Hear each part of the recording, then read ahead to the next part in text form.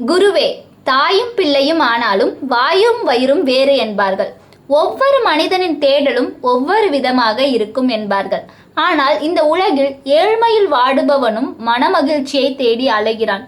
செல்வத்தில் கொழிப்பவனும் மனமகிழ்ச்சியை தேடி அலைகிறான். இது மிகவும் நேருக்கு மாறாக இருக்கிறதே.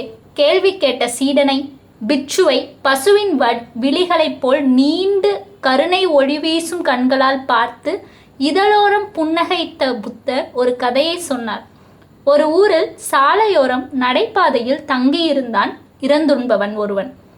அவன் தங்கியிருந்த இடம் அசுத்தத்தால் மிகவும் துர்நாற்றம் வீசியது. அங்கேயே படுத்துக்கொண்டு படுத்தபடி மழஜலம் கழிப்பான். குளிக்காத அவனும் துர்நாற்றமுடையவனாக இருந்தான். அவ்வழியே போய் வரும் மக்களால் அந்த துர்நாற்றத்தை சகிக்க முடியவில்லை. வேறு வழியின்றி பொறுத்து கொண்டனர். ஒரு நாள் அவன் தான் தங்கியிருந்த இடத்திலேயே மரணம் அடைந்து விட்டான். ஊர் மக்கள் அவனுடைய உடலை மீட்டு மயானத்தில் உரிய இறுதி காரியங்களை செய்தனர். அவன் வசித்து வந்த இடத்தை முடிந்தளவு சுத்தப்படுத்தினர்.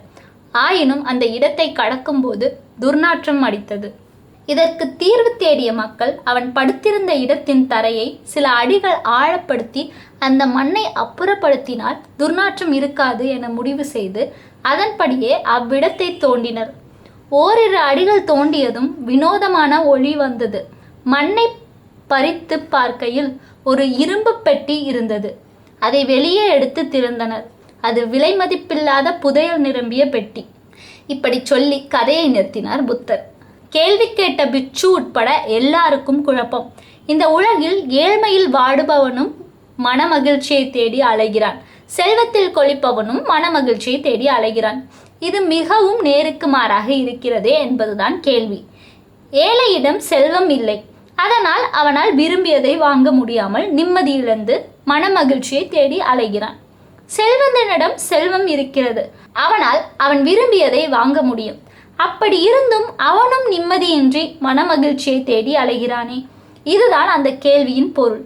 ஆனால் புத்தரோ பிச்சைக்காரன், புதையல் என கதை சொல்கிறாரே. இதுதான் பிட்சுக்களின் குழப்பத்திற்கு காரணம். புன்னகைத்தபடி புத்தர் தொடர்ந்தார்.